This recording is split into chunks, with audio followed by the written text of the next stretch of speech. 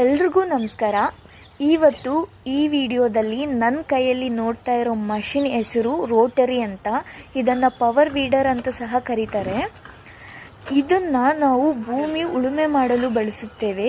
ಈಗ ನಾವು ಭೂಮಿಯನ್ನು ಉಳುಮೆ ಮಾಡಬೇಕು ಅಂದ್ಕೊಂಡ್ರೆ ಟ್ರ್ಯಾಕ್ಟರ್ನ ಕರೆಸಬೇಕು.